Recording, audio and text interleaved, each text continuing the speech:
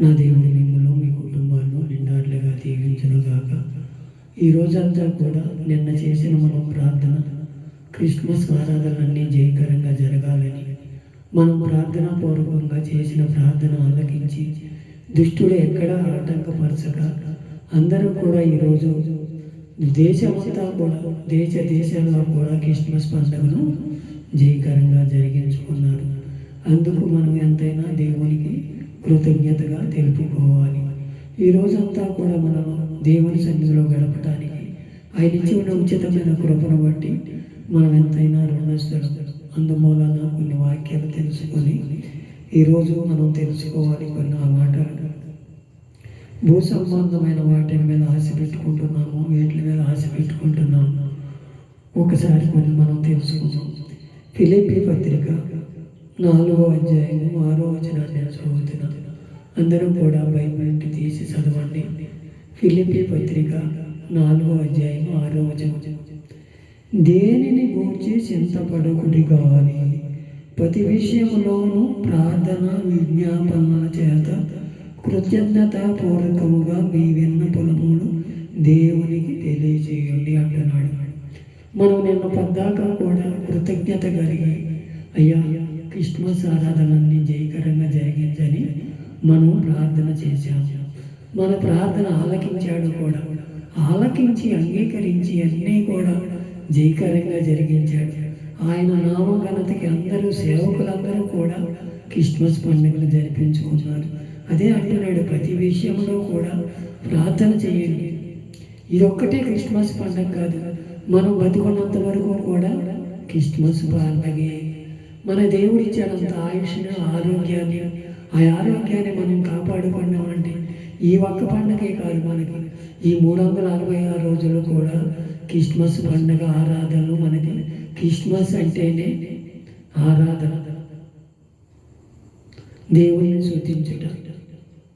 దేవుని స్తుతించుకుంటూ ఆయన ఆరాధించుకుంటే అదే నిజమైన క్రిస్మస్. మనకి ఆ క్రిస్మస్ని మనం ఎప్పుడూ కూడా అశ్రద్ధ చేయక, మనం ఎప్పుడూ కూడా దేనిని గురించి చింతపడకుండా అంటున్నాడు. మనం ఏదైనా మనం చింతపడాల్సిన దేని గురించి చింతపడతాం?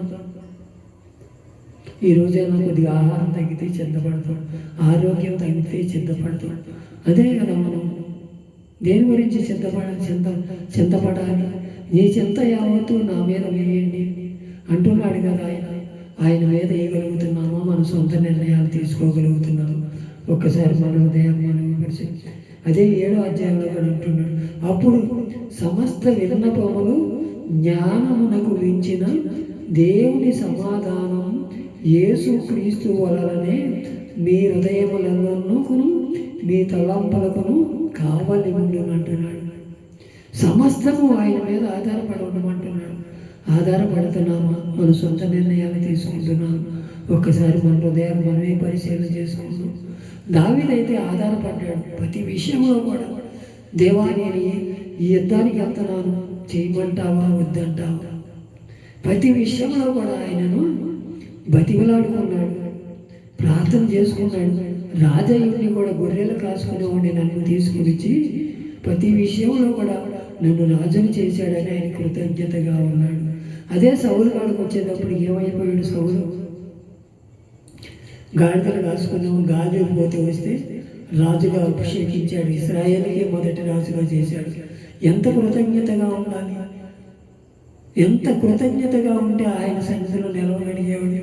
ఫస్ట్ రాజుగానే ఇశ్రాయేలు ప్రజలందరినీ రక్షించడానికి ఒక మనిషి కావాలని రాజుగా నిర్ణయించాడు. ఆ రాజుని ఎంత కృతజ్ఞతగా ఉండాలి! కృతజ్ఞతగా ఉండగా ఆయన చేసేదే యాగం అనుకుని రాను రాను భక్తిలో సన్నగిల్లిపోతాం.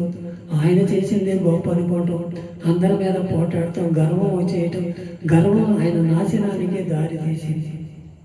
ప్రతి విషయంలో సేవకులేంటి బలిపీఠంలోకి వెళ్ళి బలి అర్పించి సొంతంగా యాజకులు అర్పించాల్సింది ఆయన అర్పించాడు. గింటి వేయబడ్డాడు. ఏమైపోయాడు?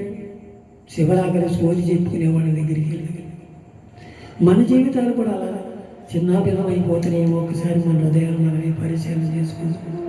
సౌలు వలె ఉందామా? దావీదు వెళ్ళే ప్రతి విషయం ఆయనకు అప్పచెప్దామా? మనకు మనమే మన నిర్ణయాలు తీసుకొని దేవుని సన్నిధిలో గడపాలని ఒక సేవకుడుగా కోరుకుంటున్నాను.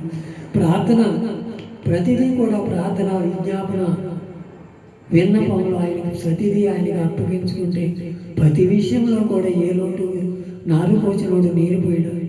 ప్రతి విషయంలో మనం ఇంతవరకు కాచి కాపాడ్డాడే. ఎవరికో లేని ధన్యత నీకు నాకు ఇచ్చాడే. ప్రతి విషయం మనం ఆయనకు అప్పచెప్పగలుగుతున్నాము. ప్రతి విషయంలో దేవాన్ని చిత్తమేంటో నాకు బయలుపరచని అడగగలుగుతున్నాము.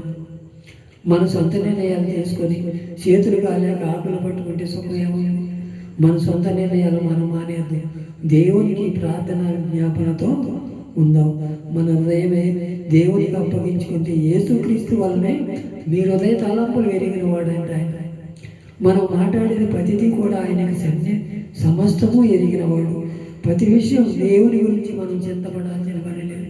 దేని గురించి మనం చింతపడద్దు అంటున్నాడు.